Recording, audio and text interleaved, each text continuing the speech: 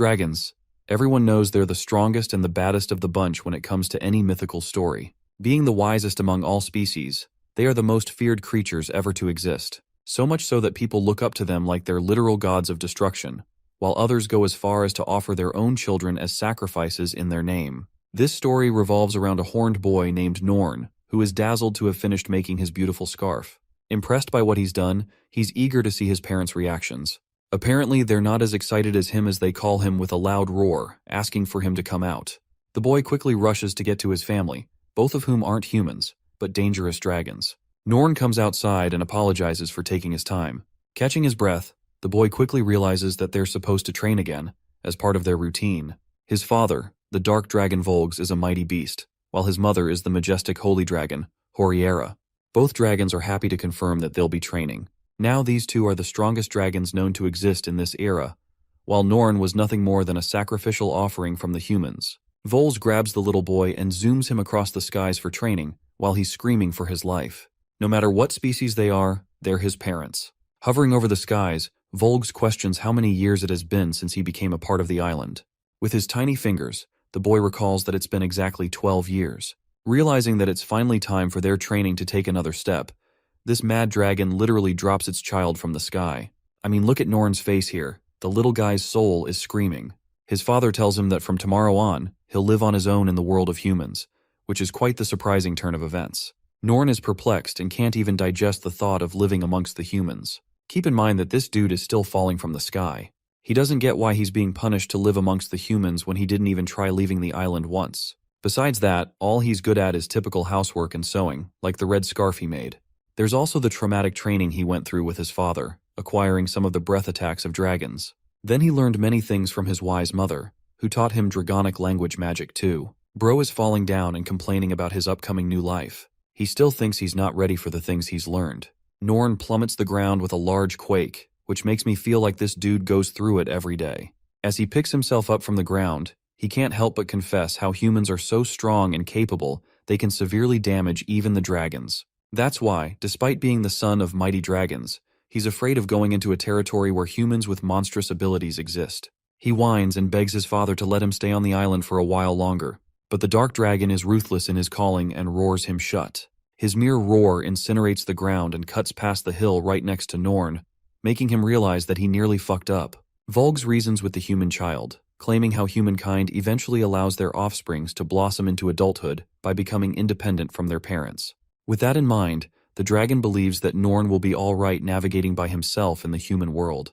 But Norn can't bellow or digest the thought of becoming independent by himself. It's not like he has a choice though, since his parents have already figured out what's best for him. The dragons decide to help him prepare for his journey. They want to offer him a valuable object that they stole from God a very long time ago. It's called the Otherworldly Bag, and it basically has infinite storage capabilities. Volgs also gives him a mighty sword that was so strong it hurt him in a battle a long time ago. The weapon is named the Excalibur, the mightiest of all swords. With his luggage prepared, Norn still can't stomach the fact that he has to leave like this. But his dragon parents seem to be okay with his absence. He tries to see if they'll let him stay, and it turns out both of them are just unwilling, leaving this poor boy on his own. Norn thinks for a moment and tells them to wait for a moment. He comes back with a beautiful red scarf that he made for his parents, as a means of showing them respect for the way they have treated him. He doesn't have anything else to offer besides a cute smile, thanking the dragons for raising him and looking after him all these years. His gift paired with the boy's sincere expression is enough to even make the dragons start bawling in tears.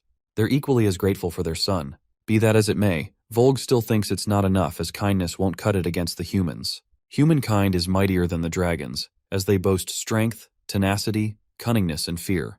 Basically all of the things that would make Norn wet his pants. The dragons desire for him to become a man capable of challenging the evil humans as well as keeping in line the wicked dragons. That's the kind of strength they hope he masters, in order to become a man of great capabilities.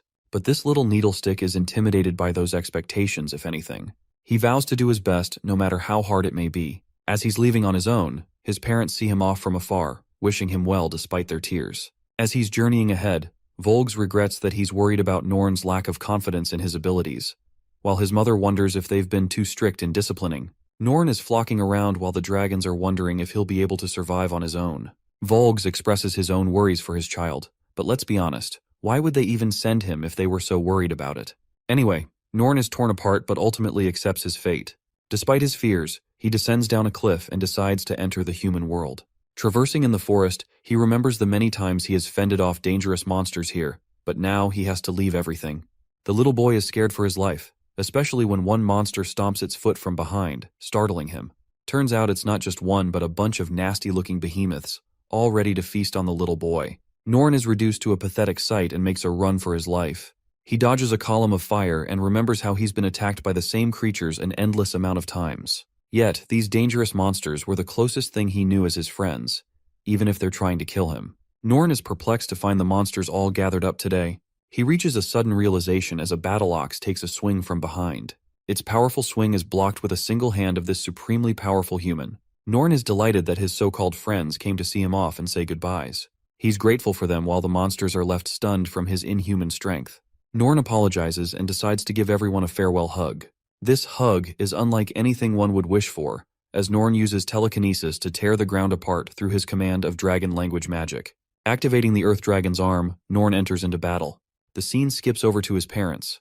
Both dragons entrust in his strength and believe that the strength of their child will become so powerful that Norn will surpass even the mightiest of dragons. The boy has equipped his tiny arms with stronger earth gauntlets. Now he can reach all of the monsters for a happy hug, embracing them while he's afraid of the challenges he'll have to endure.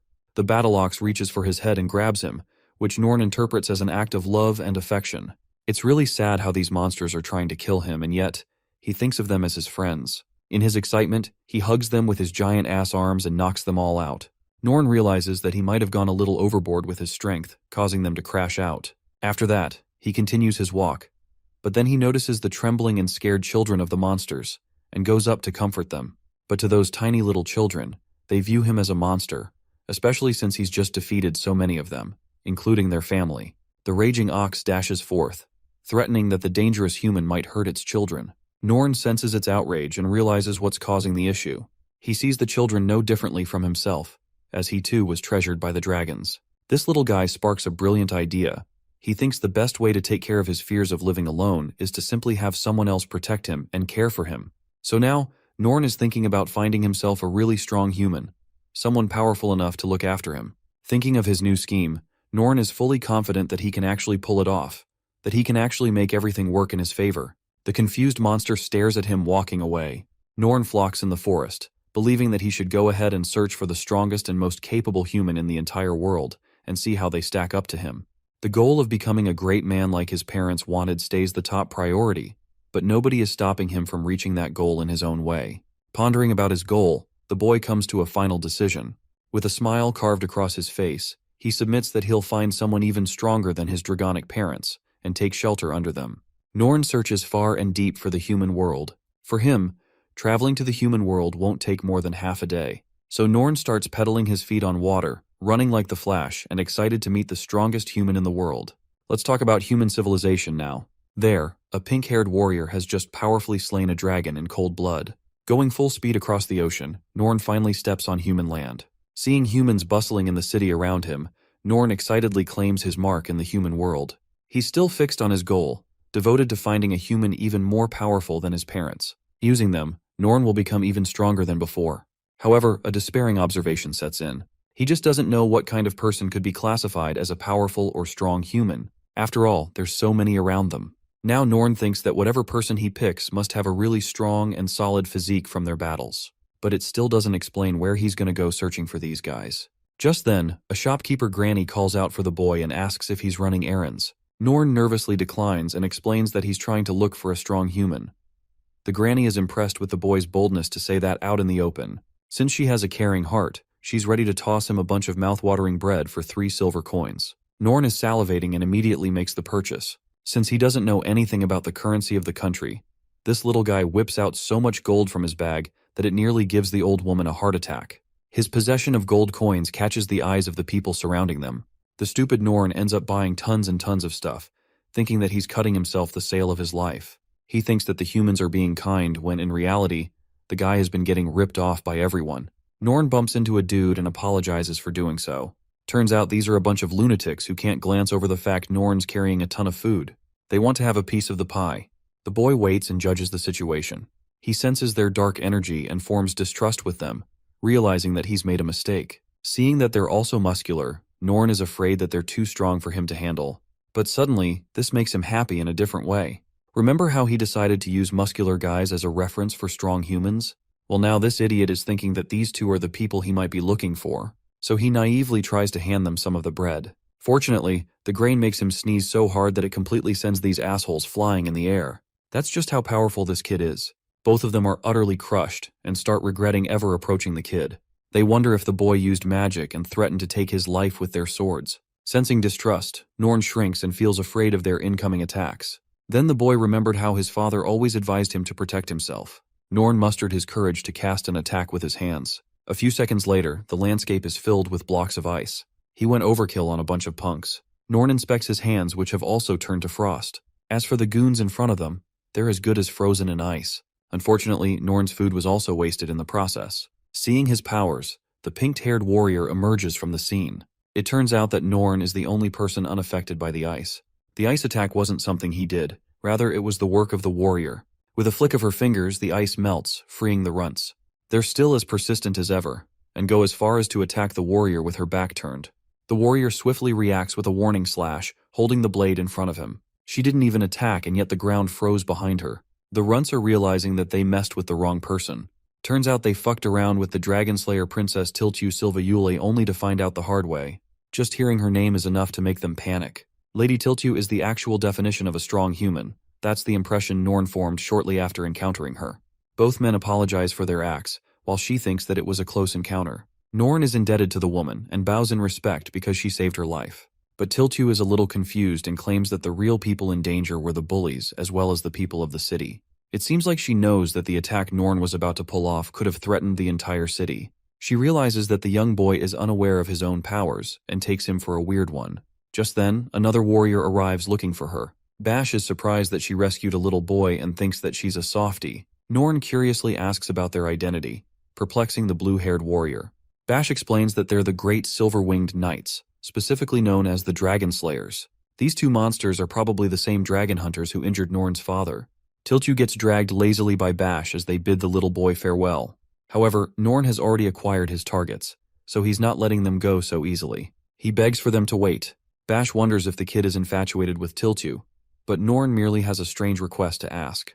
It's funny because Bash thinks the scene makes it seem like he's trying to propose to her. With what little words he can command, the boy continues. Bash is still hilariously thinking this is a proposal and believes he's about to get rejected hard. Norn, on the other hand, releases his confession, which is a request for Tiltu to raise him. The confession utterly shocks Tiltu and leaves Bash paralyzed in place. As this is happening, a man is secretly eavesdropping on their conversation, and his beastly scales suggest that he might be a dragon or a monster in disguise. The odd request makes Bash break into laughter. He ridicules the little boy's request and helps him out. Bash plays the cool guy and explains how men are supposed to take other people in and shelter for them, instead of being the ones protected. After all, women love a strong man. That's what this clown thinks as he's living in his own bubble. Tiltu wonders how true that is. In any case, Bash tells the kid to become stronger and reminds him that the only way he can become closer to them is if he can also become a dragon hunter. That would be the ultimate way of proving his strength. Hearing those cold words, Norn stands uncertain. It's as if he's been struck by lightning, but it also helps him become acquainted with the nature of humans. Now Norn has learned a valuable lesson, that helping isn't enough when it comes to humans. In order to show them that he's really capable of their time, he has to become even stronger than Tiltu, and he will do so by becoming a dragon hunter. Now that he knows this, Norn finds himself flustered, embarrassed for his bold and straightforward, careless approach. He's at a loss for words in front of the two knights. Norn strongly expresses that he will become even stronger and return to them. But then, suddenly, a strong wave of dark energy comes from out of nowhere, entrapping them all. Norn recognizes it immediately. It's the scent of a dragon. One monster creeps up from behind, right when Tiltu isn't aware. Norn comes out to protect her by placing himself in danger, allowing Tiltu the time needed to cast a powerful barrier, binding them in a cubical shape that levitates in the air. Unfortunately, Norn's sword as well as his prized ancient storage device is left behind without notice. The barrier floats up in the air, gaining a topical view of the city. Tiltu is still casting her spell, infuriated that their assailant used a cowardly surprise attack on them. Her top priority is to protect the safety of the city. She checks on Norn, who seems to be doing all right. More importantly, the young boy is dazzled by this human's command of brilliant magic. She's able to create air wall barriers out of the blue, signifying that she's truly a remarkable human. As for the ugly monster who dared to attack them, he was certain that his scheme would work to his benefit. Norn observes that this guy is a humanoid possessing a dragon's tail. This ugly composition can only be done by the illusionary dragon, who reveals its true form shortly afterwards. Since they're trapped in a dimensional barrier, the green dragon becomes whole and roars. Bash protects the boy and is pleasantly shocked that the dragon is capable of speaking a human's language. Bash protects the kid and helps him escape the young dragon's wrath. He's able to dodge the dragon's whip and counters with energy blasts of his own, just focusing on surviving. The dragon mocks him for running around and introduces himself properly. Lord Rival is a big-shot descendant of a legendary dragon. Bash basically pulls a "who asked" and questions what it's doing in this place. Surrounded by an air of dark red energy, Lord Rival playfully mocks them and claims that he's here to get his revenge. His main target is actually Tiltyu, who is responsible for slaying many of the dragon's allies in cold blood. The dragon weeps for its departed comrades, preparing a powerful dragon breath. It releases the beam in order to destroy the cruel human knights who killed innocent dragons without sparing a second thought.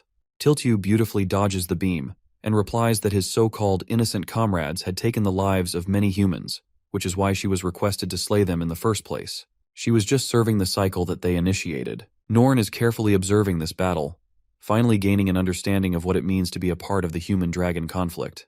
But still, he struggles with the fact that humans are supposed to be stronger than dragons. Norn wonders if that was the main reason Lord Rival targeted the innocent people in the city, hoping for a chaotic battle and maximizing harm. The little guy decides to act on his own by leaping away from Bash's shoulder. It seems like he's filled with a righteous reason to stand against the dragons, despite being raised among their kind. With determined eyes, Norn is filled with a new purpose. Lord Rival shows his hypocrisy by calling humans an inferior kind compared to the dragons. He thinks their blood doesn't equal the sacrifices of his own kind. In the same breath, this cruel dragon admits that they were responsible for vanquishing many human countries. He thinks the dragons are merciful for sparing children, and that warriors like Tiltyu should be grateful of the fact. The Dragon Slayer princess casts an icy response with her sword, expressing her anger towards the idiotic dragon who fails to see the holes in its own ambitions. Lord Rival lunges forth to finish her off, while Tiltyu stands there, happy to now accept that he's nothing more than a selfish dragon, giving her a reason to act. The Dragon Slayer princess severs the beast a dozen times with her blade, and with that, every part of its body begins to pull apart. Tiltyu doesn't feel guilty, not one bit, for defeating the representation of a dragonic scumbag. With the battle ending in a single strike, Bash is impressed by the skills of the Dragon Slayer princess. He uses this as a lesson for Norn to understand the true strength of the dragon hunters. However, it seems like the battle isn't quite over. Even after its head is severed, the bastard dragon is still alive. Its head is still insistent on killing them, which makes Bash realize that they've yet to target the creature's core. They tell Norn to get behind, but what's strange is that Norn is ahead of them. The blue-haired knight tries to stop him, reminding him to stay within reason. But Norn's fury and anger is so loud that his mere aura is enough to send Bash away. Filled with rage, he stands before the head of the dragon, who is still shouting its insults. Suddenly, terror sets into the creature's eyes as he finally grapples with the boy's true identity. Norn places his fingers near the monster, showing a taste of his power. The beastly dragon succumbs to the fear, realizing that he's confronting the same power as the strongest dragon among even the dragon clan itself. It's the power of the dark dragon coursing through the body of the child. The dragon realizes that this boy shares a connection to the dragons and requests his strength. After all, with him on his side, they'll safely be able to kill the knights. But Norn, instead of showing the dragon a gruesome death, simply embraces its face. It seems like things are going well for a moment, until Norn slaps him with a really solid strike, shocking both Tiltyu and Bash with his inhuman strength. Even the dragon is shocked as the strike left a mark on his face. Confused and unable to speak, the dragon questions why he's doing this. Norn answers that he finds it wrong to bully those who are weak. His sense of righteousness tells him that he should always protect the ones who are weaker than them. Of course, it sounds gibberish to the murderous dragon. Norn raises his hand to prepare a final attack, believing that he has no room for forgiveness when the dragon came here specifically targeting the defenseless human children as well as the elderly. Casting a magical spell, Norn thinks that it's suitable for Lord Rival to suffer the judgment of his ancestor for his actions. The head of the dragon begs for mercy, knowing that it won't survive in that place. But it's already too late. Norn is already casing dragon language magic. A beam of light strikes down as the dragon's soul is sucked out of the space. He's tossed up in the skies, and there in the aerial prison, he sees the other stone dragons. They merely grab him and take him away, while the dragon is left questioning what kind of magic the boy used. There's just no way a normal human is allowed to or even capable of using dragon language magic, so it doesn't make any sense. In his parting thoughts, Lord Rival lets out a warning, stating that the dragon god would never allow things to happen this way. Norn is witnessing the scene from the land, hoping that his ancestor will discipline Rival for good. Tiltu, on the other hand, is left completely stunned, not knowing what she just saw. Norn tries to explain what he just did, and suddenly realizes that this could be a test from the Dragon Knight. Tiltu mentions that he used some kind of strange magic beyond her understanding. Want to know the best part? His magic completely tore apart her dimensional cube. Bash is screaming for his life while the other two are hovering in the air. They're free falling, and there's no doubt a fall from this distance will prove to be lethal. Norn also realizes that this is troublesome, but Tiltu shields the boy instead of focusing on the other Dragon Knight. They reach close to the land, and just a moment before impact, the Dragon Slayer princess casts her magic to stop them, breaking their moment. Bash thinks it's all good, but this idiot wasn't expecting her to release the spell a second later, making him kiss the ground. Dude ends up breaking his nose while the other two are unscathed. Norn realizes that he was the one responsible for causing damage and apologizes for his mistake. Apparently, a lady accidentally throws a bucket of water on him. Norn is glad that Tiltu didn't get drenched like he did. The Dragon Slayer princess glances at him, before accepting the fact that she was caught off guard from what happened. Then there's the strange magic this boy exhibited, a kind of magic that she never knew about. Bash, being the numbskull he is, reminds Norn that men aren't supposed to hug other people. Even Bash is confused about the identity of the boy. The Dragon Slayer princess shoves him away and decides to ask Norn about his name. She observes him with a cold stare, which Bash confirms that the Dragon Slayer princess has actually taken an interest in the boy. 1,000 questions pop up inside the boy's head. He doesn't get what he did that was so phenomenal that it met her expectations. After all, he's only been fucking up by not meeting her expectations. He wonders if she's pitying him, but he's okay with that, as long as it allows him to grow closer to someone who is actually strong. Following that train of thought, Norn comes up with another idea to execute against the human in front of him. He tells her that he desires to become a dragon hunter even stronger than Lady Tiltu, the mighty Dragon Slayer princess. Bash has had enough with the boy's antics and calls him out for being ridiculous. Tiltu is on a whole different level and is capable of massacring the true dragons. Hearing this, Norn expresses his shock. Bash confirms that dragons are ranked in different tiers based on their strengths. When it comes to the lesser dragons, they're at the bottom of the hierarchy. They're considered a subspecies of the dragons, and take shape somewhat resembling them. Then comes the tier of a young dragon, the monster they just faced, Lord Rival. This level of dragon is powerful enough to wipe out entire troops of soldiers with their strength. The third one on the list of the dragons are the fully mature grown dragons. These creatures boast thick and durable bodies, are capable of casting incredible magic as well as capable of destroying countries. At last, there is the highest class of dragons called the true dragons.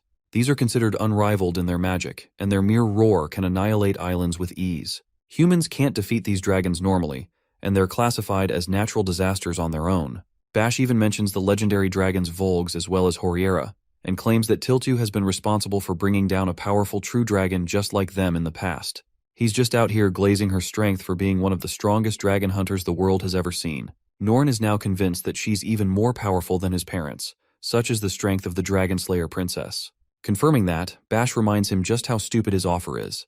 However, this time Tiltu is the one to stop the blue-haired warrior from ranting. She wants him to go on ahead and check with the Adventurers Guild. It seems that the warrior has taken an interest in the young boy. She gently places her hand across his face and lovingly tells him that they'll talk later. Norn is left stunned in place. While he's sad that they didn't accept his offer, he's looking forward to meeting Tiltu again. He journeys in the opposite direction, reminding them that he'll return to be taken care of once he has become strong enough. Tiltu waves him goodbye with a smile, while Bash thinks the boy is foolish for thinking that, because if he does end up becoming stronger than Tiltu, he won't need the protection of anyone in the world. Norn is still pacing ahead with his new mission of becoming strong enough to become recognized, to become worthy of being taken in. His first objective is to achieve the highest possible title among the adventurers, and for that, he's looking forward to stealing the spot of a dragon hunter. The scene shifts to a different location.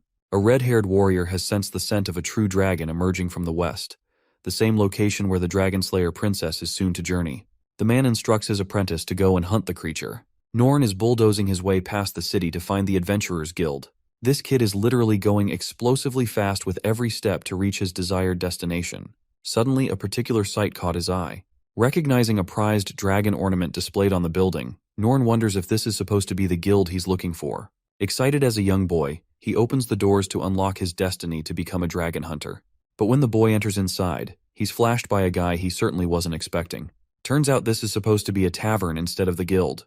Both men recommend that he go home since he won't find anything worth his time here. The steam coming from them makes the boy tremble. Norn is reacting negatively to a strong scent, knocking his senses around.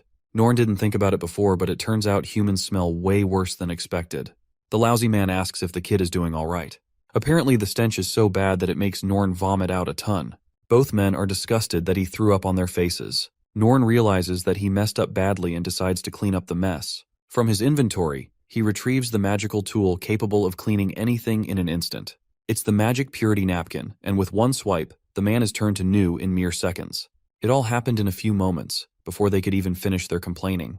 To them, it seems like he never threw up at all. That's how fast he was. Norn decided to make himself comfortable at the tavern. He learns about the receptionist's desk.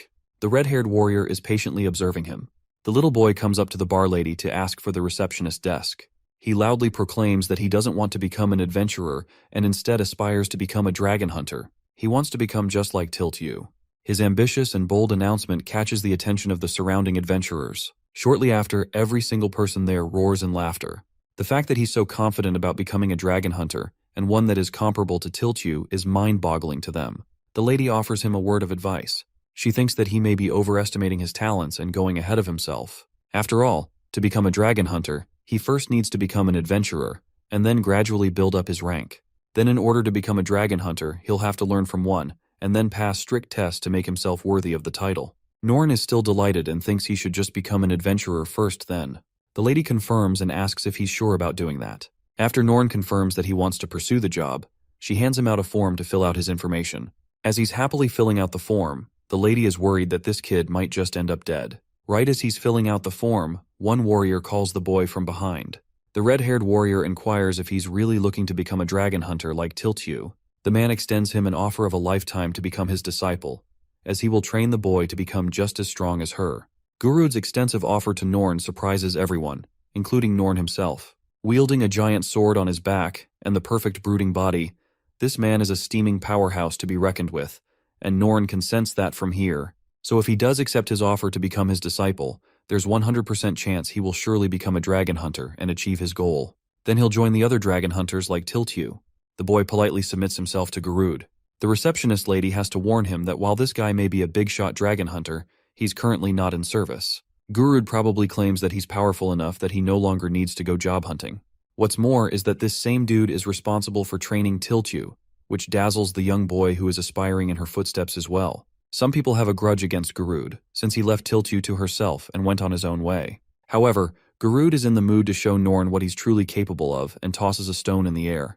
The stone is instantly slashed into a clean cut with his weapon. It may seem like a simple feat, but Norn explains that Gurud struck the object with divine precision. Norn couldn't have pulled it off himself. The lady is bored to death because Gurud is apparently a one-trick pony with his demonstrations. But that doesn't matter since Norn is already prepared to become the retired dragon hunter's disciple before he's even able to finish his sentence. The boy dangles around in happiness, having finally found himself a mentor, but it seems like Gurud has intentions of his own. He approached the boy for the magical tools he possesses in his arsenal, not to mention the loads of cash he has on his hands. The lady gives him 1 week. When Gurud asks what she's talking about, she explains that he's got one final week left until his qualification as the dragon hunter will get revoked, which means he's supposed to hunt a dragon, or else he'll lose his special status. Gurud is frightened to hear this, but this is the only fair way to treat him. Gurud realizes that he's stuck with some real trouble, since they're tasked to hunt a dragon within a week's time. He sulks in depression, realizing that the task is impossible since they won't be able to find a dragon in that time span. The lady calls him pathetic for his act and decides to pitch in a small favor. She knows a lead on some dragon sightings which might be able to help him look for them. Gaining his interest, she explains that there have been a bunch of creepy rumors roaming around the city, mainly because of wandering zombies. It's only been recent, but in a town close by, there have been a number of reports of corpses wandering around and chanting words of misery. They're just like zombies in excruciating pain. Word has it that it is caused by a special dragon, as there have been sightings on the shadow of a winged monster. While these two stories seem to be different, the lady thinks it might be connected. Be that as it may, she's got zero confidence in this lazy fart and thinks he'll flunk the case. But Gurud is ready to rumble since he's got no choice. He's ready to hunt the dragon and return. That's how the boy met his first teacher. Shockingly, Gurud claims that he's not the one who's going to hunt the creature, passing on the responsibility to his newest disciple. Out of there, Garud inquires why he's so interested in becoming a dragon hunter, since kids aren't supposed to have unrealistic expectations set so high. The boy wants to tell him but realizes that he shouldn't say he's looking for a strong human. Instead, he chooses to lie and use weakness as his reason to become just as strong as Tiltyu. It's a claim that Garud immediately scouts as a lie and accuses the boy of hiding something from his master. Norn is rather caught off guard by the sheer abilities of this man, as Garud seems to possess the magic eye, a power that is capable of cutting through all deception. With no excuse left, Norn is impressed and decides to spill the truth. However, Garud has changed his mind and wants the boy to be at ease since he's disinterested. The guy thinks he probably likes Tiltyu's beautiful looks or something, and he couldn't be more wrong. Norn sees this man as someone possessing an open and considerate heart for others' feelings. Norn addresses his master and inquires if their mission is to go find the dragon right away. The man tells him that there's no point rushing the process, since they should begin with a strategy meeting back. Norn is excited to visit his master's home. The boy is utterly speechless when he sees that Garud owns a mansion. But then the funniest part comes. Turns out Garud lives in a small house just next to the mansion. The little guy's expectation went to shit immediately. Inside, Garud has kept his house a stinking mess of a place. Norn is shocked that his master doesn't have a mansion to himself. Garud decides to use this moment as a very important lesson for the boy, and boldly reminds him that money means nothing to a man's strength. Fired up, the retired dragon hunter tasks the boy with his first mission. Norn is excited and ready to rumble. His first task is to clean the entire place down, and within mere seconds, the boy gets it done using his magical napkin. The next thing is hunting for some food, but there are no problems in that department, since this kid unleashes a fuck ton of food from his bag. This sleazy dragon hunter is shocked by his incredible agility. He tells Norn to move around a bit so he can judge his movement. Norn goes all Dragon Ball Z with his lightning-fast speed and literally soars in the skies with his wings. This is a problem, and Garud's resting bitch face is enough to prove that. Norn descends with his wings, happy to receive his master's report regarding his performance. Garud has a really hard time trying to explain this. Dude needs a cigar and tries his best to downplay the kid's brilliant performance. He uses every cell in his body not to give him a compliment. Garud asks where he came from, and when Norn explains that he came from the Goliath Island, he spits out his damn drink. Garud is literally sweating bullets now. That island is the same place where the legendary dragon hunter Valzar faced against the dark dragon Volgs, as well as Horiera. Norn blurts out that he's actually their kid. With every passing second, Garud's face is turning to shit. He can't find it in himself to stay calm after hearing the absurd words coming out of the boy's mouth. After all, it doesn't make sense that the kid's parents are the strongest dragons in the entire world. But when he sees Valzar's legendary holy weapon, the Excalibur, as well as Norn's out-of-the-world abilities, it's not completely unbelievable for Garud to accept. He has no idea what he should do. He could kill the boy or run the fuck away from him. But then this sleazy retired fart decides that he's just stumbled on a lottery ticket. After all, he can use this kid to hunt all of the dragons for him without doing any of the work himself. Garud plays his part and downplays Norn's jump from earlier, claiming that the boy is still inexperienced in his training. He points to the boy's feet, blaming Norn for killing the little mouse with a sudden takeoff. Rest in peace, Mr. Mouse, you will be missed. Garud tells him that he's lacking extreme control of his strength, but he can help the boy achieve that. Trapped by his words, Norn begs for his master's approval in the hopes of receiving his guidance. It's exactly what this redhead bastard wanted, since he's going to use the boy to hunt dragons wherever they are. This way, this idiot will be able to pay off his debt as well as enjoy the reigning wealth.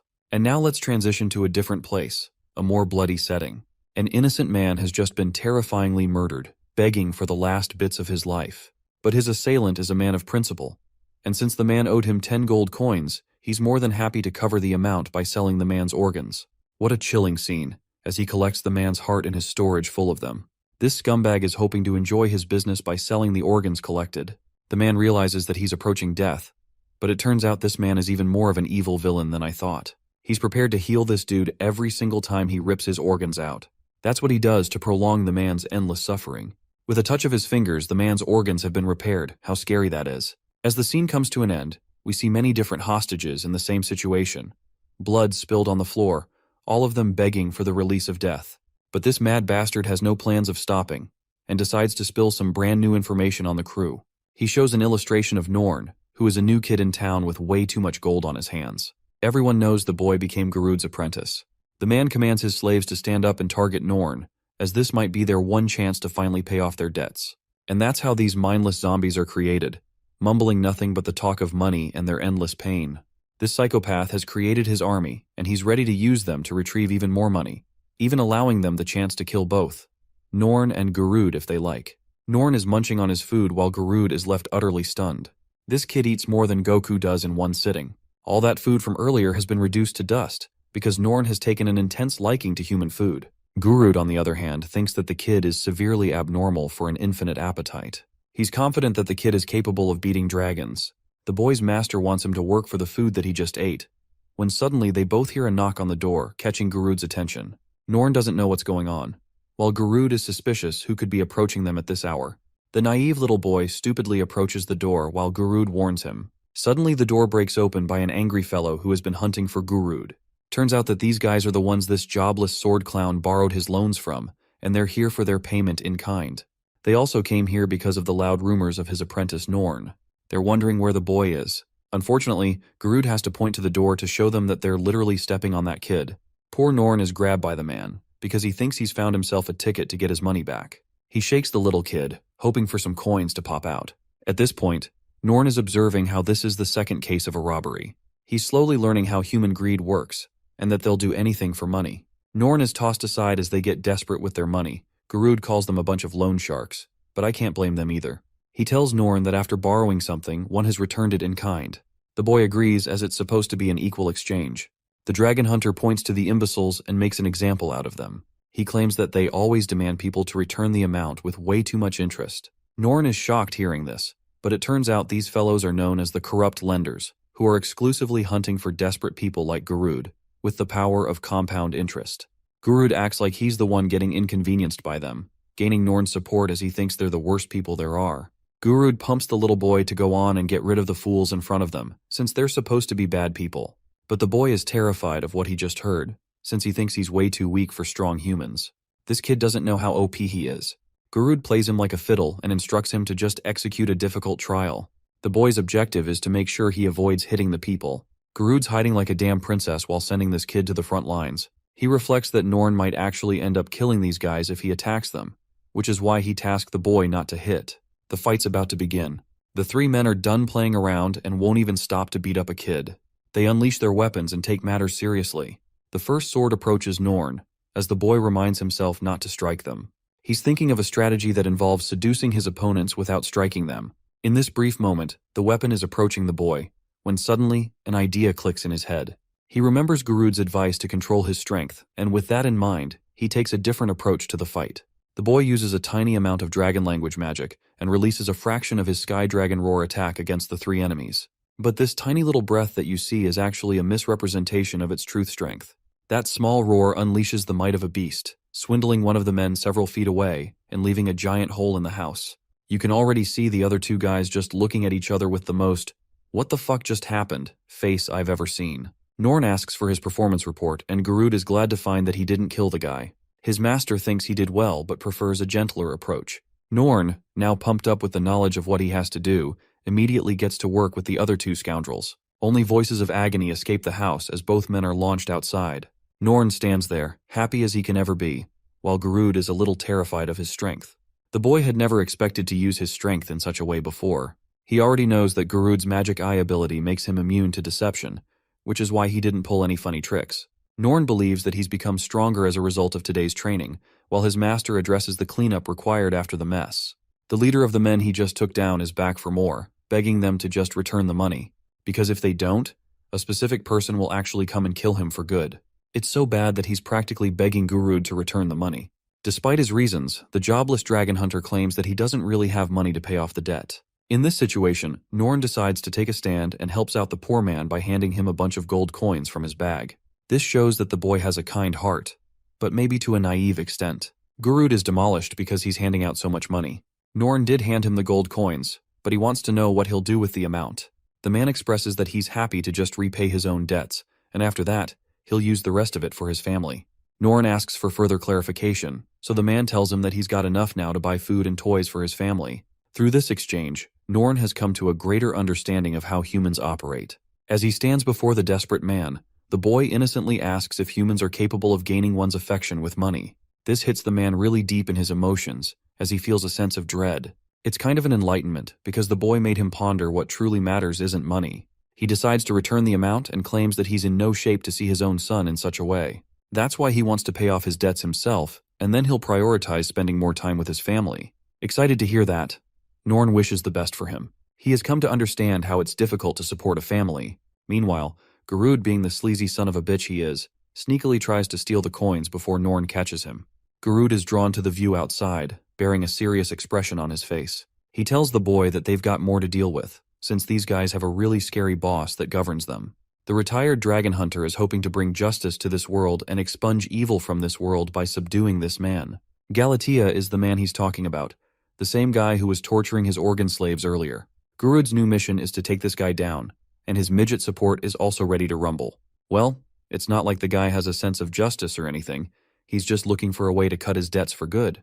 Garud tells the boy about Galatea's headquarters. Norn wonders why they aren't working to eradicate the dragons right now, since that's supposed to be their main goal. Garud explains that humans are sometimes even worse than dragons with their evil methods, and that's how they march their way inside with an explosive entrance. Inside, there's already visitors expecting them, all of them working under Galatea. They immediately recognize that these guys are supposed to be their targets, especially Norn. Like a moth to a flame, they all come rushing to attack, believing that they've found themselves a lottery ticket to pay their debts. Garud happily shoves his midget disciple ahead to take care of the mess on his own. Norn regulates some of his powers and hears from his master how he still isn't supposed to attack a single one of these men. Norn accepts the fact that he has to undergo training and become even stronger, no matter the difficulty. So now comes the boy's approach, surrounding himself with the power of dragon language magic and using a wind flow disruption technique. This is a special technique that governs the flow of wind around the body.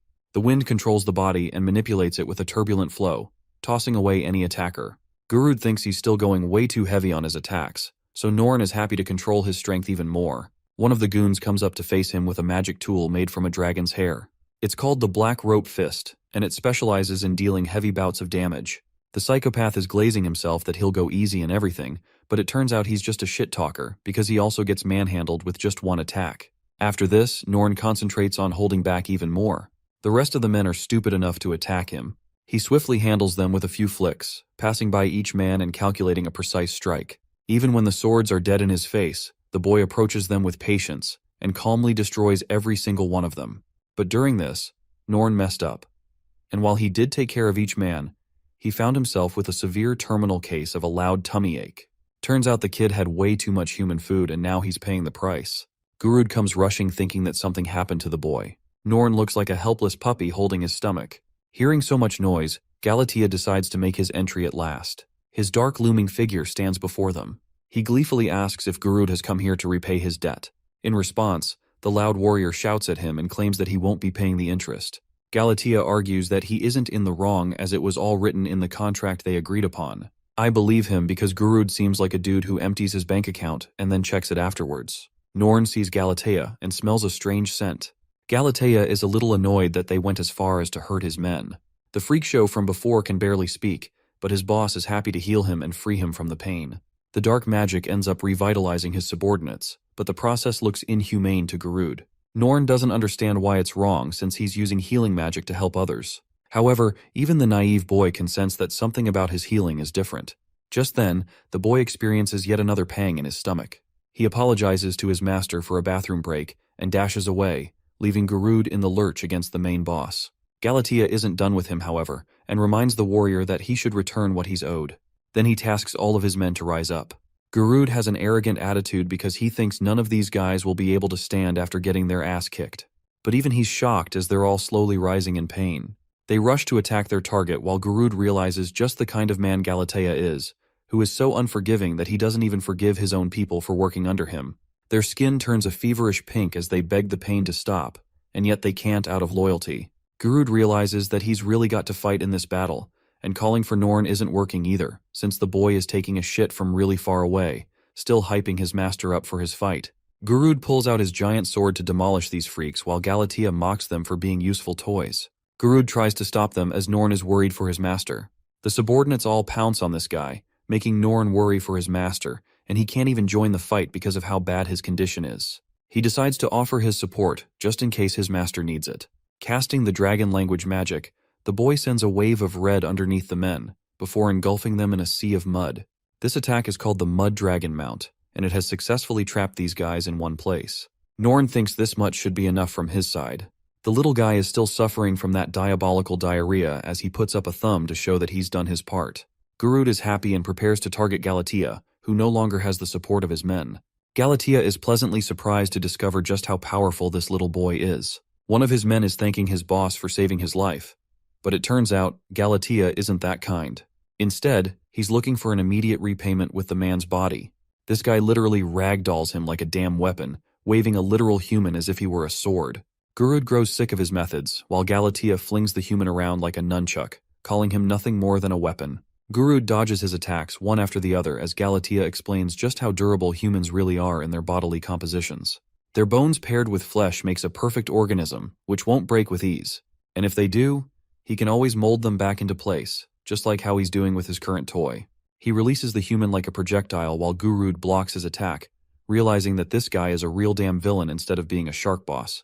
What's truly surprising is that he seems to be an opponent not even Gurud can win against. In fact, he's clinging to the hope Norn will come back soon. After all, he doesn't want to imagine the nightmares he'll go through if Galatea gets a hold of his body. The fear succumbs him, but the courage of a dragon slayer keeps him tied. Gurud knows he has got to hunt the dragon so he can't give up. Galatea happily tosses the human away, bored with him already. Next, he grabs another one as a replacement. Gurud is mustering up his courage, and all for what? This guy just runs away like a clown, surprising even Galatea. Gurud doesn't care for the human lives that are begging for his help. He thinks that they have to answer for themselves by taking on the debt, deeming them as people who are worth less than saving. Gurud's hypocritical monologue is interrupted by a flying human coming at him full speed. His brain is telling him to just dodge no matter what, but he realizes that if he dodges, he'll leave the innocent man in even more pain. So he tanks the full blow of Galatea's attack, saving the human's life in the process at the cost of injuring himself. Gurud releases him as the man Endless expresses his gratitude to his savior. Remembering his old days, Gurud has reawakened his fighting spirit. With his trembling hands, he takes out his heavy blade and plunges it into the ground, remembering that he's a dragon slayer. Norn's stomach is back to normal, while Galatea has a really funny reaction to this. He's just laughing at how weak this dragon slayer is, even mocking him for falling unconscious. Galatea transforms and mocks the human for thinking they could hunt dragons. He's decided to go full force and rip the weakling of a dragon slayer apart. As he's about to attack him, Norn steps forth with a powered-up fist and shoves it right in Galatea's body with so much force that he's nuked away. Norn still has a positive impression of his master, and tells Gurud that he's all fine now. Norn's attack just now has left a hole in the wall, going as far as to put down trees in the forest just to absorb the impact. Galatea from afar casts dragon language magic of his own, making Norn realize that they might be in trouble. Galatea activates Lizard Eye, an attack that morphs the surrounding humans into stone. Even Norn's body is taking the effect. Galatea has revealed his full transformation, and claims that anyone who comes in contact within his sight gets turned to stone. Basically, it's an overpowered version of Medusa's magic, since you don't have to make eye contact. The stone dragon stands before Norn, and was the real answer for the strange scent he found earlier. Norn turns to his master, and realizes that this dumb bastard got turned to stone as well. What's really funny is that Norn thinks Gurud allowed himself to get hit on purpose, so the boy could have the chance to fight instead of him. As he's expressing his gratitude for his master, the stone dragon whips him away with a powerful attack. Galatea thinks he's quite strong for a human, forcing himself to use dragon language magic. As for Galatea's subordinates, some of them are experiencing the horror of his real face. They're hoping he'll fix the petrification spell, but this sadistic dragon isn't playing around. He smashes their bodies, believing they're all useless to him anyway. Norn is still down while this is happening. He hears the cries of the people, and questions Galatea why he's inflicting so much pain to his allies. The cruel, merciless stone dragon couldn't give a crap about what he thinks. He calls the boy naive for ever thinking that a dragon like him could ever accept a lower-class species. To him, they're just ants, basically. Norn understands now as Galatea comes rushing forth to attack him again. He's been meaning to ask the boy a question regarding the recent rumor of a boy being raised by the legendary dragons. His fist connects with Norn's face, as he thinks that their act of concern for the human child has been nothing but a display of their pet mentality. The boy ignores the physical pain of the punch and instead digests what he just heard. Galatea strikes him down again, reminding the boy that his parents just found a pet to play around with, and took him in because of their personal interest. He also thinks that their infatuation with him eventually faded once he grew up, which led the dragons to discard the boy. Those exact thoughts are conflicting with Norn's mind, as he reminisces about the past. The stone dragon sharply manipulates Norn's understanding of the story, and continues bashing the boy with his powerful punches. By now, Norn is on the ground, defeated. The stone dragon doesn't even want to deal him the killing blow and walks away. However, when Norn stands up again, Galatea is agitated and in the mood to kill him for good. Unleashing a ferocious punch, filled with his belief of the dragon's superiority, Galatea lunges to finish off Norn. But this time something happens. The boy blocks the attack, demanding that the bashful dragon shut his insolent mouth. For the first time, we see an angry Norn, and when he releases his punch, it only takes one to send the dragon away. Galatea is surprised that he's wrapped in a weird magic barrier. The barrier sent him flying forward with momentum out of his control. Now, Galatea really doesn't have a way to dodge, so he chooses to prioritize blocking with his body. Norn, on the other hand, filled with his anger, prepares a devastating punch and sends it roaring with his full might. The stone dragon crashes down into the ground, having suffered the immensely powerful punch. As it lays defeated, the stone dragon roars in agony. Norn's previous attack was powerful enough to annihilate its armor. Galatea is baffled by the boy's incredibly inhuman strength, to the point he's begun to question what he is. In response, Norn disgracefully grabs the dragon's face and declares that he's the son of the true dragons Vogels and Horiera. Galatea realizes that he's the pet they've brought up and tries to mock Norn. However, this kid is no longer playing around. He slams a fist in the stone dragon's face, obliterating its head from its body. Galatea finds the revelation amusing, and proceeds to counter by slamming a fist in the boy's belly. This dragon just won't stay down. Norn is sent flying after Galatea exerted everything into his punch. He is impressed by the boy's physical strength as well as his abilities, which could only be obtained from dragons. In the meantime, the stone dragon supercharges into the air while regenerating its head. With most of its head regenerated, the monster activates its petrification ability, forcing Norn on the defensive. Galatea reminds the boy that he's still just a human and has a lot to learn when it comes to overcoming dragons. Unfortunately for the boy wonder, he's become stone, much to the amusement of Galatea. The stone dragon is back to its full strength, and arrogantly proclaims the difference between humans and dragons, reminding the boy that he's nothing more than a plaything once again. Those haunting words reach the boy's ears, reverberating again and again. Galatea declares that he will be obliterated by the time he hits the ground, and will be remembered as a plaything of the dragons. Instead of rejecting reality, Norn comes to accept that he's indeed nothing more than a pet. He reminisces the memories he shared with his parents. Norn's fall goes deeper and deeper, and at this rate, things are looking bad for him. But then, the boy comes to a sudden realization. He never really had an issue being treated like a pet. Right then, some of the petrification begins wearing off. Norn continues his previous thought, confirming that his parents, while sharing a difference in species, still love them. That is an undeniable fact, or so the boy wants to believe. Right this moment, Norn's body plummets to the ground, and since he was basically an immovable statue, Galatea wonders if he's finally managed to kill the persistent human. But then, much to his shock, the stone dragon is stumped to see that Norn survived the crash at the last second with his fancy hero landing. The boy has also unleashed his wings, and now he's ready to bring out the big guns. Norn activates dragon language magic and concentrates his powers through the wind.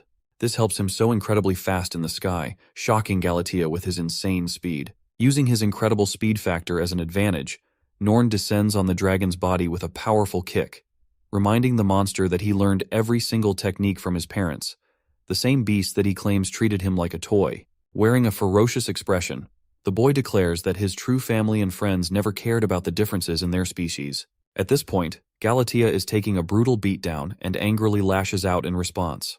The boy's words have triggered a traumatic memory for him. You see, Galatea was abandoned by his own kind, the dragons. He whips out his sharp claws and starts slicing down Norn's body, pissed that he doesn't have family or friends of his own, unlike Norn, who acquired them despite being a human. Instead of choosing to respond with an attack, the boy curiously seeks interest in his past. Galatea explains that when he was young, he was the smallest among the stone dragons. For that simple reason, as trivial as it sounds, his harsh family abandoned their own and took off before his eyes. Left to his own devices, the young dragon was bullied by much stronger beasts after being abandoned with no one left to protect him. It was then Galatea discovered that while his family and friends betrayed him, money was different. The coin never betrayed him, and so he thought that if he acquired enough money, it could finally help him achieve comrades of his own. To Galatea, his life circles around money because that's the tool of his salvation. Galatea laughs like a maniac dragon, clearly displaying no sense of reason.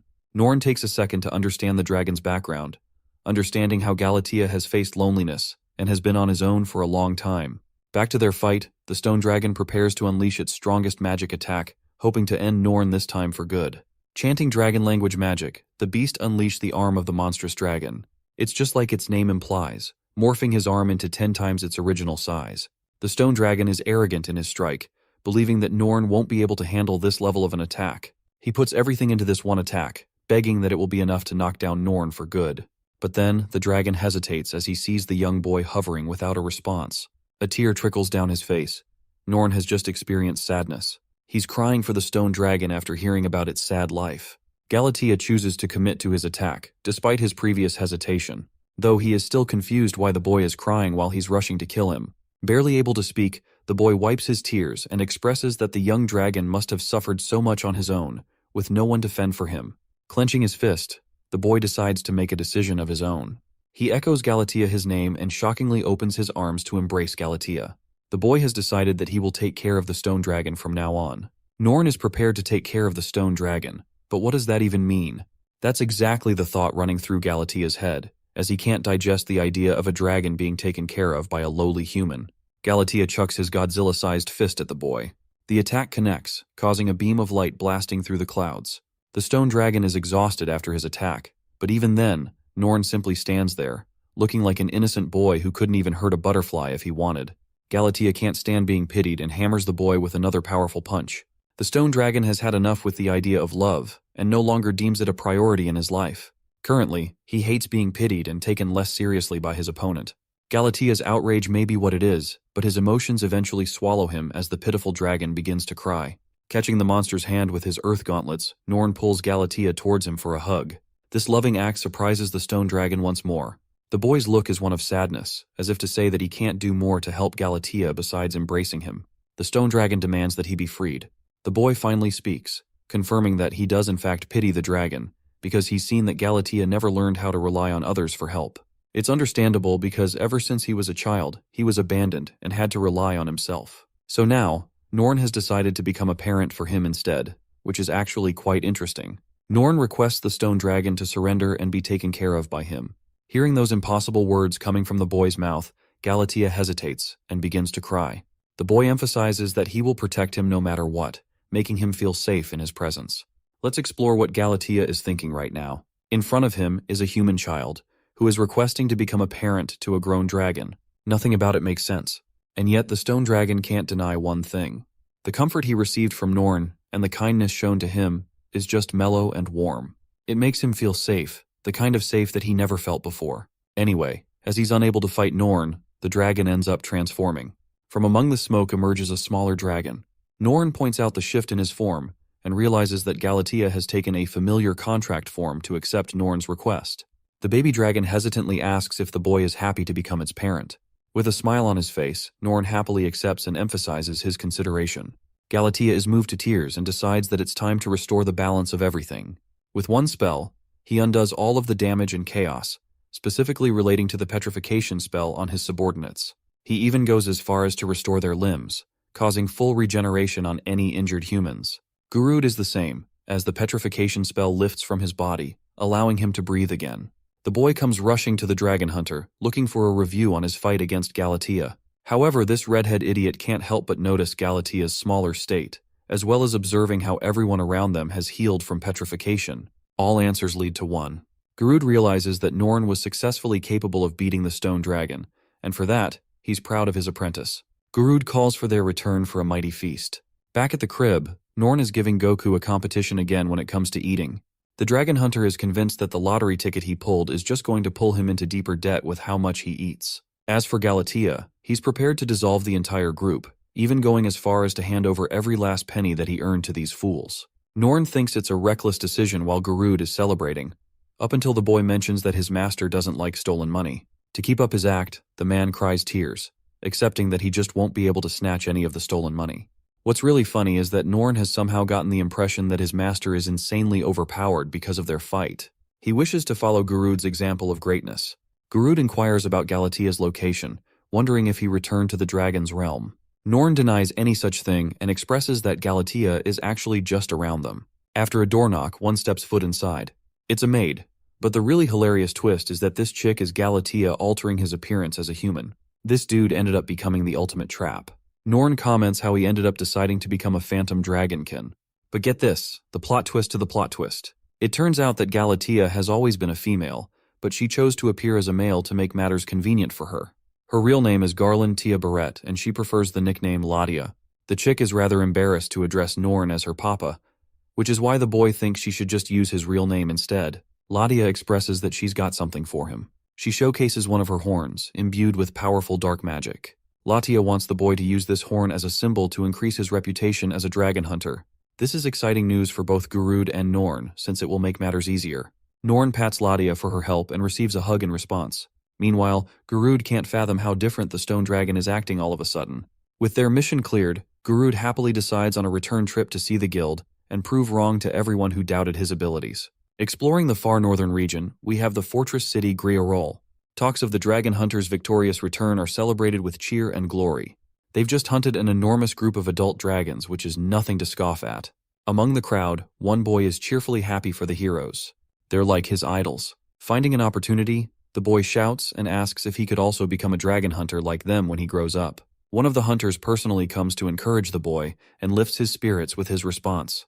This warrior exhibits tantalizing energy all around him and promises to travel with the boy when he comes of age. Back at the Adventurers Guild, we have the shocked faces of the idle adventurers. Why? It's because the lousy dragon hunter Gurud has returned triumphantly with his hunt, along with his boy apprentice. The adventurers begin to mock Gurud for being unable to complete the mission and returning prematurely out of fear. Little do they know what they've managed to accomplish. Even the lousy alcoholic from earlier teases Norn for slowly taking the path of a newbie adventurer. The lady at the desk is so confident they failed that she reminds Gurud that his license is as good as gone now. Assuming that he failed miserably, she requests the dragon hunter to return the dragon hunter's mantle. The redhead signals Norn to hand him the covered horn. Placing the dragon's horn over her desk, the receptionist lady is shocked when it exhibits dark energy, signaling that it's from a stone dragon. The rest of the adventurers are all made shut when they realize that not only is it a stone dragon, but it's also an adult one. Gurud finally breaks his silence and explains that he took care of all the incidents appearing in the city nearby, and even went the extra mile of subjugating the dragon causing them. With that, he doesn't explain anything and hopes to return home, leaving the rest of the adventurers speechless. An annoyed Norn doubles down by removing this man's clothes using super speed and exposing his strawberries. I love this kid. The trio walks out like they have zero fucks to give or prove to anybody, leaving the adventurers stunned. Right now, Norn is thinking just how cool his master is for keeping his mouth shut. The kid thinks a real man has nothing to prove, and shows what he's capable of with his actions. While he's impressing his teacher, Gurud isn't the Sigma male Norn thinks he is. He's enjoying the feeling of victory. Since the horn will be appraised by the guild before they receive their next quest, Gurud suggests they enjoy some free time together. Norn inquires further about how things are appraised in the guild, and comes to find that dragon materials are incredibly valuable in society. Some of them are capable of pulling high prices on them. It also depends on the dragon hunter's strength, directly correlating to the lifestyle of their choosing.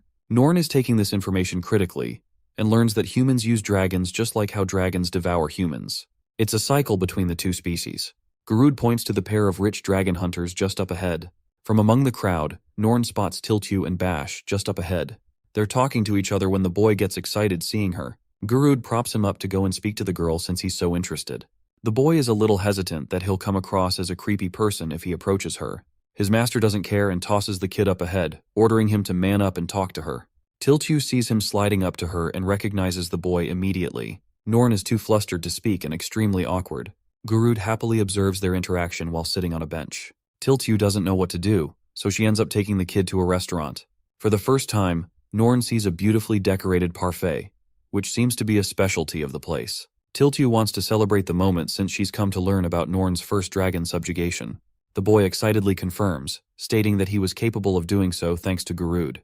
He's also excited because he learned from Gurud that Tiltu also trained under him. But for some reason, the warrior doesn't have much to say. She grows silent, prompting Norn to ask if she's feeling okay. The Dragonslayer princess pitches him a deal, that if he defeats her in a contest, she'd be happy to spill the information. However, even Norn knows that he's just way behind when it comes to beating someone as powerful as her.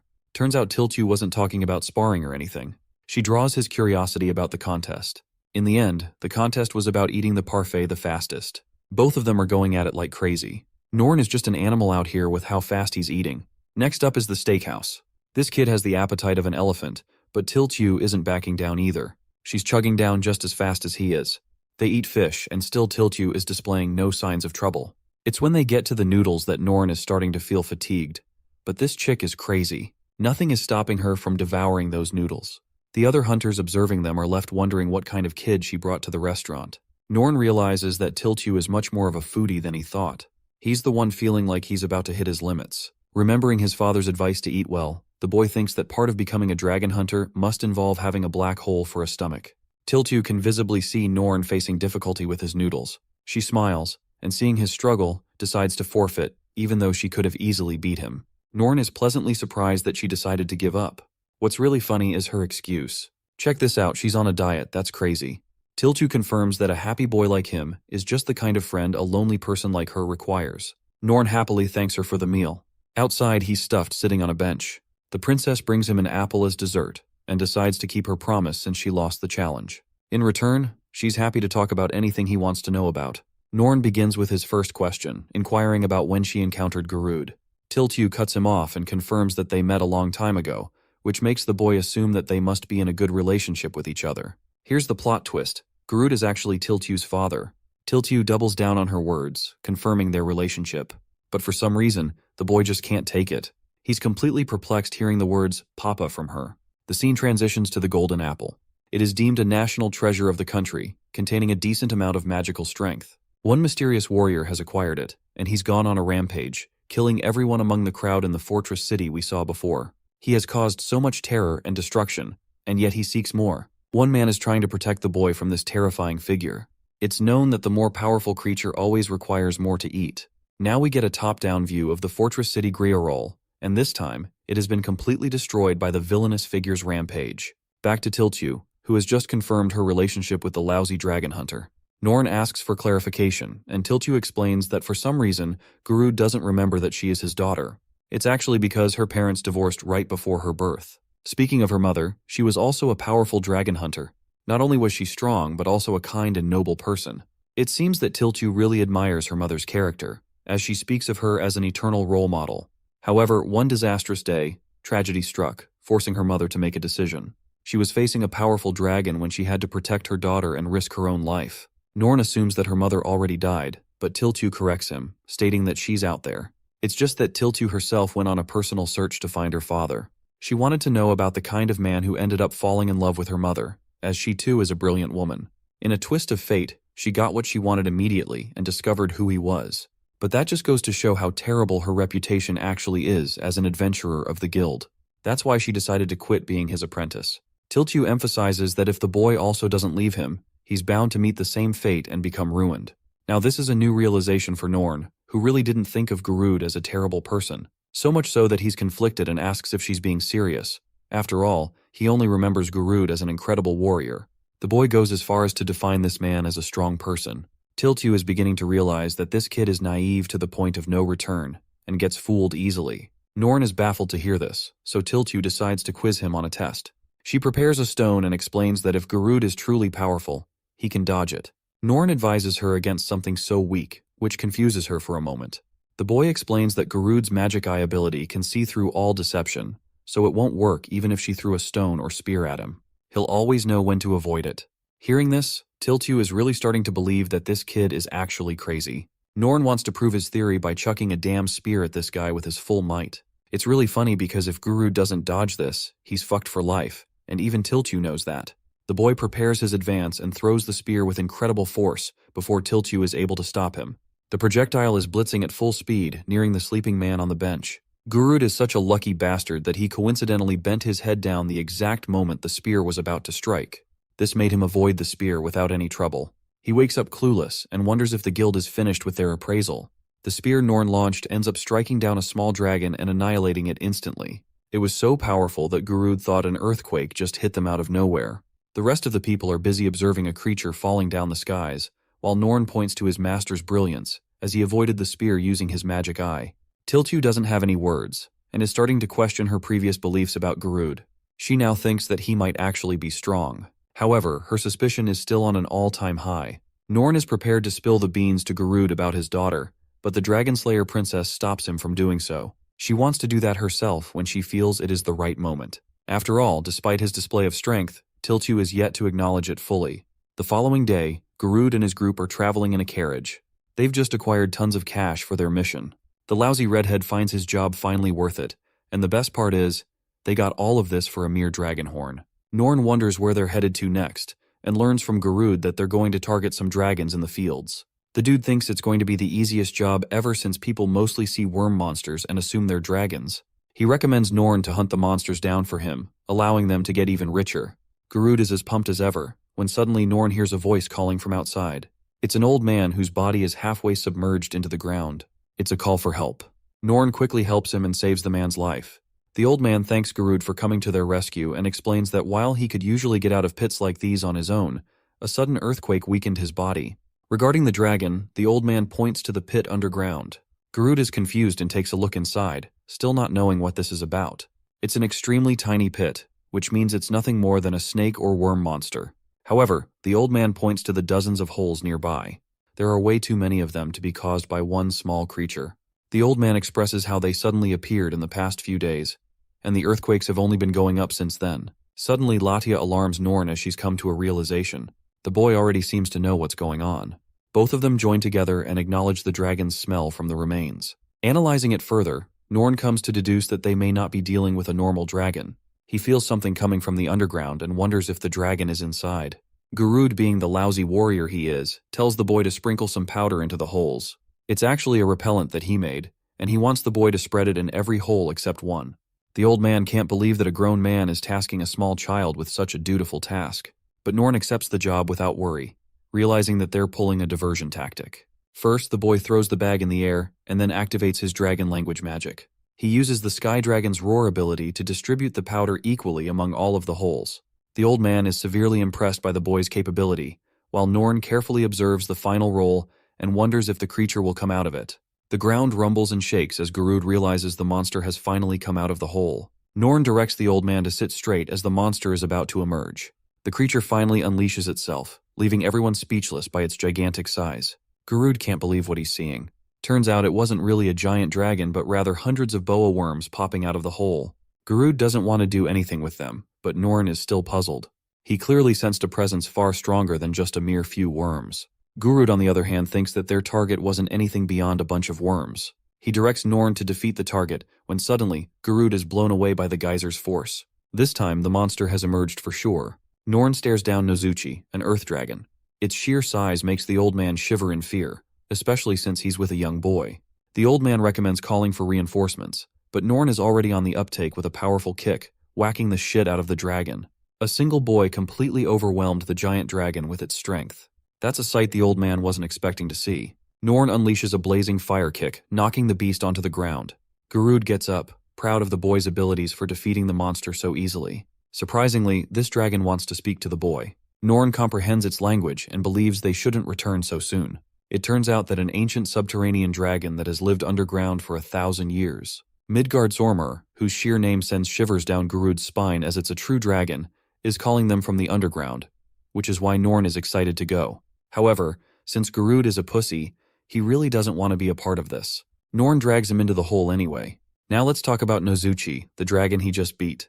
It's one of the servants of Midgardsormr. From their earlier chat, the creature apologized for attacking them carelessly. Nozuchi actually drew to the surface to ask for help, since something had disturbed the peace of the underground. But this something is a mystery they don't know about. Garud plummets his face into the ground while Norn and Latia land casually. The boy glances at his surroundings and realizes that this is the rumored dungeon location. He's enchanted having found one, while Garud is losing his shit realizing they're dealing with ancient ruins. He reminds the boy that many adventurers lose their lives in dangerous dungeons. It's a shocking revelation to the boy, who is clearly overwhelmed by the aura of the dungeon. He is uncertain in his own strength, and wonders if he will be capable enough to withstand it on his own. That said, Norn isn't worried because his all-powerful god-level master is here to protect him after all. Meanwhile, you can just see it on Garud's face that he'd kill to escape this place.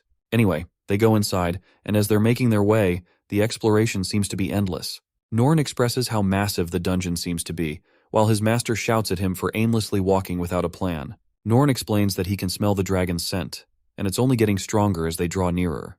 He recommends exploring the deeper dungeon. Norn decides to be the first to strike back, and activates dragon language magic once more. This time, he unleashes the fire dragon breath, sending currents of flame in the deeper dungeon. Norn senses that his attack landed, but at the same time, he senses something in the distance. The boy suggests exploring deeper again. Finally, they find a creature just up ahead. The boy's previous attack just killed a horned rhinoceros in a single strike. Gurud is having a hard time comprehending his powers, since even a normal adventurer would be struggling to deal with an A-rank monster like that. Just up ahead, Norn and the others are surprised to run into Tiltu and Bash. The lousy redhead is surprised to find numerous entrances to the dungeon.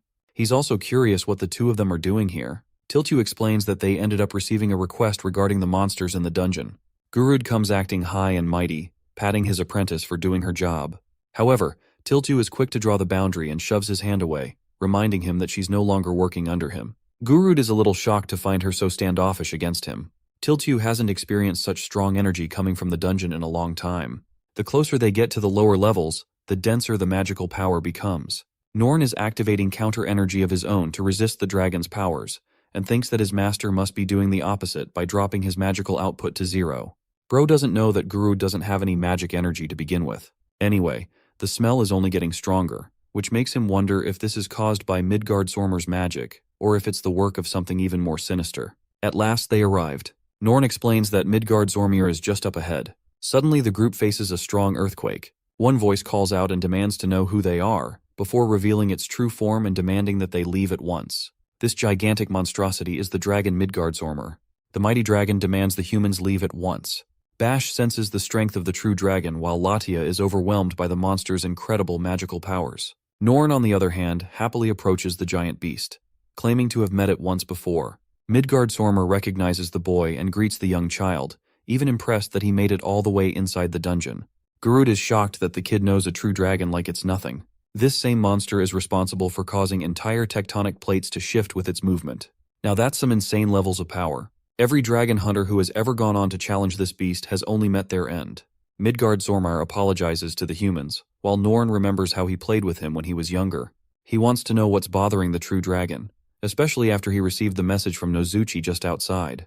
Midgardsormr confirms that it needs some help and places emphasis on its neck. Apparently, something damaged him.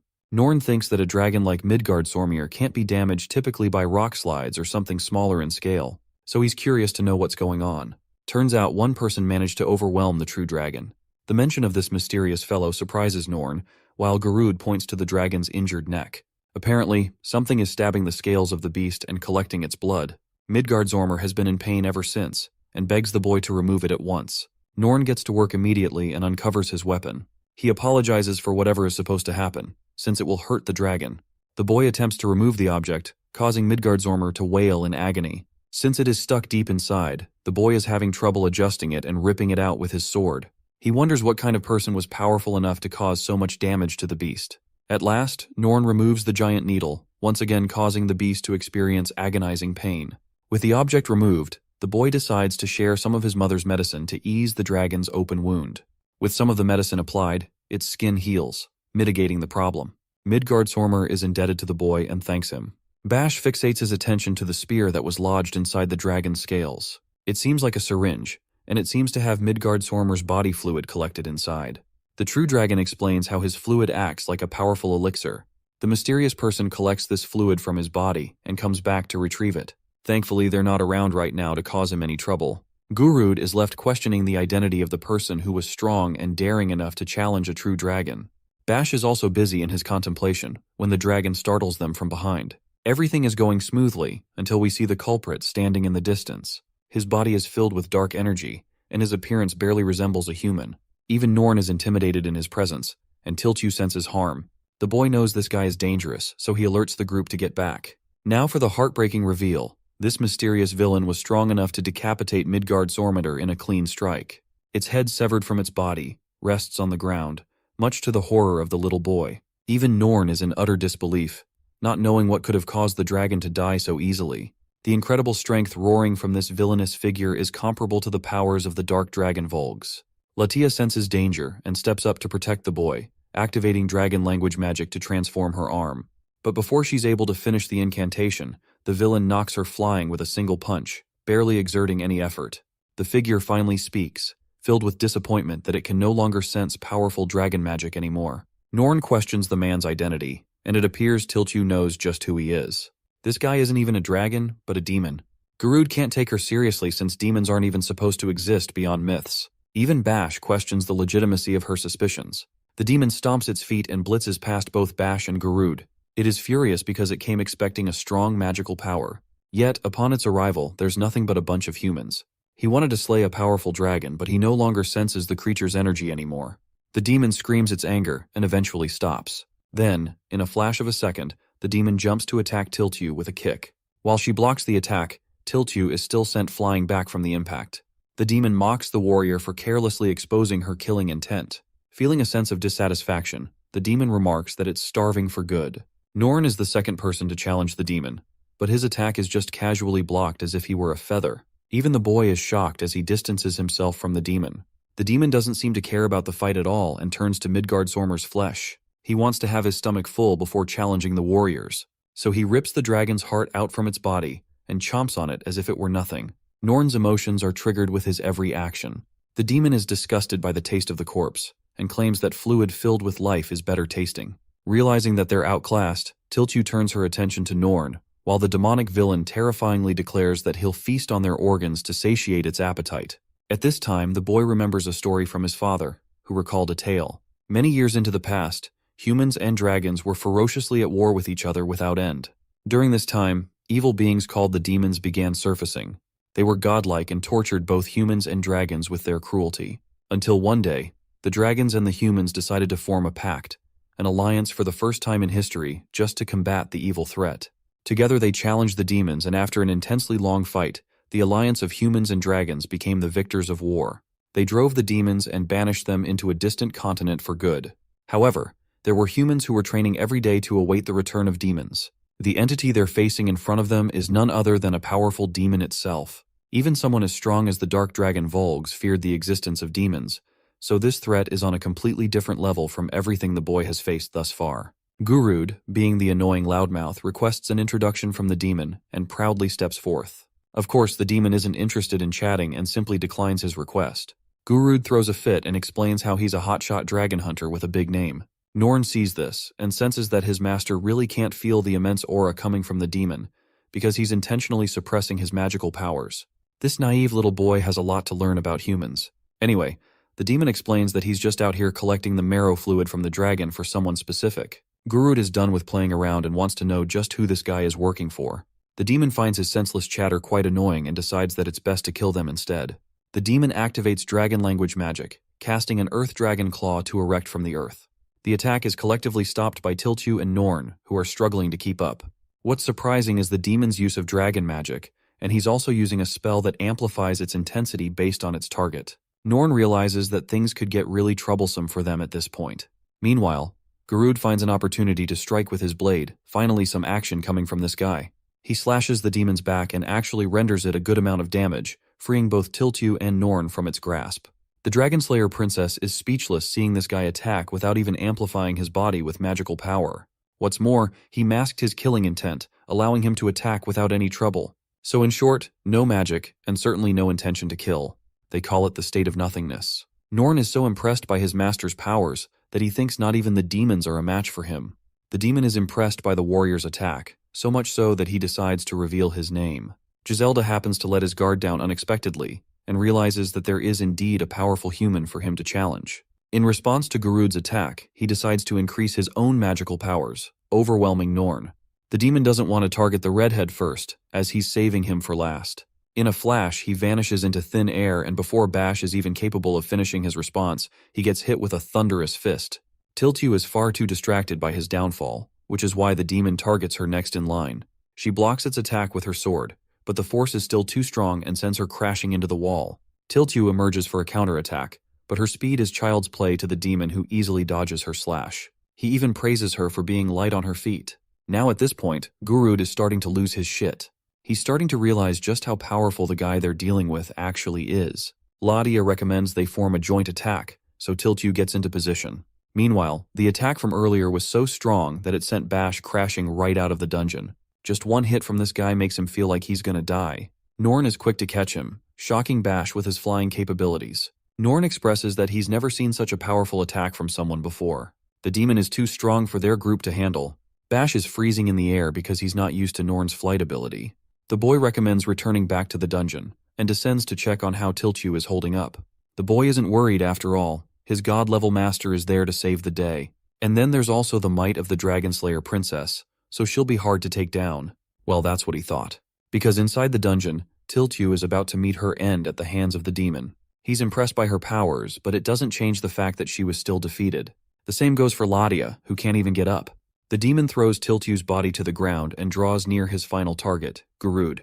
The defeated Dragon Slayer princess is seen trying to reach for her weapon in a final crutch. Norn is flying as fast as he can to return to the dungeon, and thinks that Tiltyu shouldn't be easy to take down. He also believes that it's the right time for him to use the weapon Excalibur that he received from his father. With Tiltyu down for the count and Norn away to catch Bash, it all leaves matters in the hands of the redhead. Garud is shitting his pants because he wasn't expecting this demon to turn out to be so strong. Even the stone dragon Ladia is overwhelmed, despite her frustration that the demon caused pain to her parent Norn. Unleashing its full form, the dragon rushes to attack, but the demon easily whacks her punch away as if it were nothing. He comments on her skillful transformations and casually handles each of her attacks without a problem. Latia desperately activates dragon language magic and uses her most powerful attack, the monstrous dragon arm. While it pummels the demon into the ground, in reality, it did nothing. Instead, the demon is interested in retrieving Latia's spinal fluid. He leaps up to counterattack, and with a single punch to her abdomen, Latia experiences screams in pain. The demon is once again impressed that she managed to cast a magical barrier at the last moment, but even then she experienced a ton of damage. Using this opportune moment, the stone dragon captures the demon within her giant palms. The demon mocks the technique and decides to hammer physical attacks from the inside. However, Latia explains that his attacks are going to be useless against her magic body. But it turns out that the demon also has tricks up its sleeve.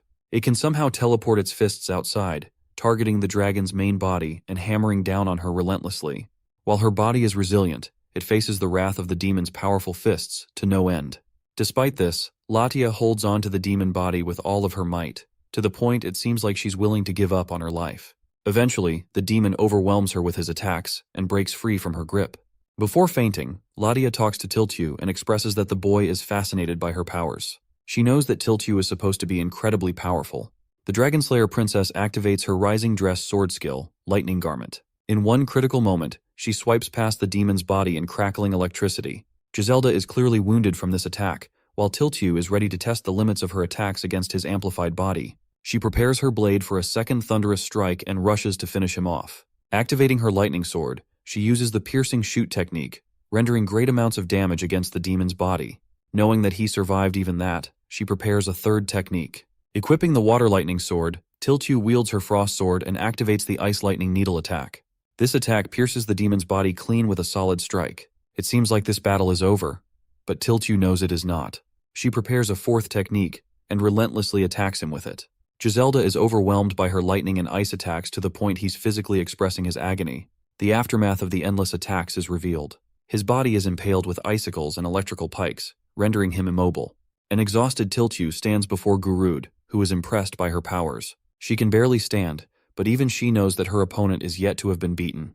Respect to her name for actually trying to confirm the kill. Anyway, Tiltyu is in the middle of activating another technique, but by that point, the demon had already broken free and appeared behind her. It blasts her with demonic magic from her blind spot, causing the Dragon Slayer princess to faint instantly. With her knocked unconscious, Garud runs to her protection and tries to remedy her. The demon is done playing around with the rest of them and thinks that it's time for their destined battle to the death. Outside, Norn senses deep trouble. The real problem is, there are dozens of holes and Norn doesn't know the path they used to get inside. Back to Tiltyu, this girl is one resilient warrior. She's stringing together every last bit of her strength to get back up. The scene cuts off with the activation of a magical circle right underneath Giselda and Garud. The demon stands before his warrior of interest, while Garud is sweating bullets thinking he'll definitely die. In this case, he thinks the ideal option is for him to run away and hide. Tiltyu managed to stand her ground, relieving the lousy warrior because now he won't have to beat the demon on his own. He's rooting for his disciple when in reality, all he cares about is his own safety. However, it's clearly visible from her bleeding wounds that Tiltyu is barely managing to even walk in her state. The stubborn hero activates her ability and tries to reuse the same strategy from before. However, even Garud knows that she is overexerting herself. Tiltyu's speed is no longer the same as it was once before, and the demon mocks her for it. So what he does is casually use his magic to smack her down with a kick, declaring her unworthy of his attention. The lousy redhead can't believe that this being is simply toying with her. Tiltyu eats another punch to the face. Without question, the demon they're fighting may as well be the symbol of death for anyone who dares to challenge him. Tiltyu receives a powerful uppercut, unable to defend with anything but her body. Garud understands that his only option in this scenario is to run and fend for his own life, because when she's down for the count, Giselda will definitely target him next. Despite his brain telling him to run, his defiant heart is still in the game. Despite being afraid, he clings to his sword, this time completely infuriated by what's taking place before his eyes. The demon is about to finish her off for good. Just to make sure that she doesn't get up, he has her body stretched from two ends. This monster wants to rip her in half. The demon uses his magic, pulling her body apart. In a final-ditch effort, she prepares her weapon and aims at the demon's face, attempting to go for the kill. However, despite her abrupt attack, her weapon is caught. It seems like it's all over, until Giselda's body feels a sudden approaching presence with suppressed magic. The man who has struck him once more is the warrior Garud, who he thinks has done an incredible job by getting the better of his defenses. The dragon hunter demands Giselda free her, and proceeds to engage blows with him. The demon doesn't even bother reacting to any of his attacks, while Garud is out here whipping the best of his sword skills, hoping for an attack to land. Giselda is underwhelmed because he isn't really receiving any remarkable damage, which makes him wonder if his previous impression of the warrior was false. Garud no longer cares about appearances and lowers his blade with full force, aiming to cut him down no matter what. Unfortunately for him, simple bravery won't be enough to beat this villain. Giselda defects Garud's blade with a weapon of his own, now leaving him completely defenseless. Garud knows he's got no chance now. He's already accepted his fate as the blade strikes his body, piercing him. The man has accepted this moment to be his last, and apologizes for being unable to save his disciple Tiltyu. Suddenly, Tiltyu comes flying out of nowhere, to attack the demon right when he's busy dealing with Garud. She forms a magical crest, pinning him down right where she wanted. Being grateful to Garud's critical contribution to the fight, Tiltyu silently acknowledges him as her father. Activating a water sword technique of 6 colors, the Dragon Slayer princess freezes the demon's body. She instructs Garud to stay right where he is. Then we see the effects of the technique. Multiple copies of Tiltyu approach their target from every angle, slicing and cutting him down with 100 slashes. Acknowledging the fact that this demon possesses a regenerative magical body, she's taken measures to make sure that doesn't happen anymore. We see this when Giselda's arm freezes and shatters into 1,000 pieces. More and more of these brutal slashes follow with the Dragon Slayer princess's ruthless final attack. By the end of her final slash, Tiltyu has Giselda completely frozen in a similar manner like he was before. This time, she didn't leave things halfway, and decided to slice his frozen body into 1,000,000 frozen pieces. The demon's body is reduced to particles of ice, and it appears that he's finally defeated for good. The fight is over, but Tiltyu's condition is critical. She collapses the next second, only for Garud to catch her. His eyes water with tears, which makes it seem like he was worried. But what's really funny is that this guy is just happy she managed to subdue the threat and save both of their asses. Tiltyu is a little annoyed and immediately points her weapon at the dumbass for saying something like that. Meanwhile, Latia is impressed by Tiltyu's skills, which match her reputation completely. Garud praises the stone dragon for her competent contribution in the fight. With the demon defeated, they want to know where Norn is, but Garud thinks it's all fine since nothing could keep Norn down for long. As they're basking in the glory of their victory, a terrifying spirit appears. The ground rumbles as all 3 of them wonder what's going on. Their eyes darted towards the corpse of the true dragon Midgard's Ormer. Its body is being enveloped in dark energy, prompting them to wonder what's going on. If you guys thought Giselda was a problem, then I've got some bad news. Turns out the demon somehow survived and absorbed the body of the true dragon to complete its regeneration. It was the only way possible for him to resurrect in the state Tiltyu's attack left him. You can just see it on their faces how all 3 of them are like, just die already. Anyway, having absorbed the powers of the true dragon, Giselda now bears a demonic dragon's appearance and playfully asks how they're going to escape death now. The demon has grown so powerful, in fact, that his strength is comparable to the Demon King itself. Latia is trying her best to heal Tiltyu with whatever time they have. While injured, Tiltyu is still not backing down from the fight. Giselda tries to prepare an attack, but he's yet to learn about his new abilities. So what this guy does is fire an enormously powerful dragon breath, terrifying the group with his latest powers. That same dragon breath bulldozed an opening outside the dungeon. We can see the massive crater left behind as Giselda finds himself pleased with the new ability. Now that he's ready to take them down, the evolved demon unleashes magical thorns with his dark magic. With one swipe, he's able to devour 2 of them with a single attack, injuring Latia and Garud. The demon finds himself satisfied having learned the magical abilities of the dragon paired with his own. Meanwhile, Tiltyu carves out an opening and attempts to bring him down with a piercing lightning sword strike. Unfortunately, She has greatly underestimated her opponent here, because her attack is effortlessly blocked thanks to the defensive dragon scales. Giselda forces a counterattack, and praises Tiltu's fighting ability once more for exceeding his expectations. He catches her with his dark magic, and believes that she's a suitable candidate to offer to his master. Gurud tries to get up with whatever strength he has left, while Giselda has Tiltu rendered immobile with his powers. The monster offers her the chance to save her life. All she has to do is become consumed by the dark magic. Tiltu's condition is pitiful, and she's unable to whisper even a word. With her flailing arm, she forces an icicle strike at the demon's belly. While it didn't do any damage against his skin, it was her way of saying "fuck you" in the most straightforward way possible. Giselda is provoked and prepares a beam strike to annihilate her to ashes. The beat-down Gurud begs the demon to stop. He powers up his attack, while Tiltu is just bracing for impact. Despite Gurud begging him to stop, the demon charges up the beam, and as he is seconds away from releasing it, an attack from above slices both his arms off, freeing Tiltu from his grasp. Giselda sees the broken Excalibur plunged into the ground. He doesn't get what happened or who could have unleashed a strike from the crater he left. Suddenly, his eyes glance towards Norn, who has already made his appearance on the battlefield. This kid is pissed. He releases a heavy palm strike and shifts the demon's trajectory of the beam. Giselda releases his charged dragon breath upwards just like before, and his attack goes wasted. He tries to catch Norn off guard by releasing a smaller and less powerful beam strike. However, the boy is more than capable enough to deflect his attack. Norn uses the best use of his supernatural physical abilities to overwhelm the evolved demon. Giselda is eating one attack after the other. Norn finally obliterates him into the ground with a powerful punch, causing him mountains of roaring pain. Seeing Tiltu's near-fatal condition, the boy grows furious. He collects Excalibur and demands the demon to stand up. The fight isn't over, and Norn isn't merciful to let his agony end just yet. Not after the people he hurt.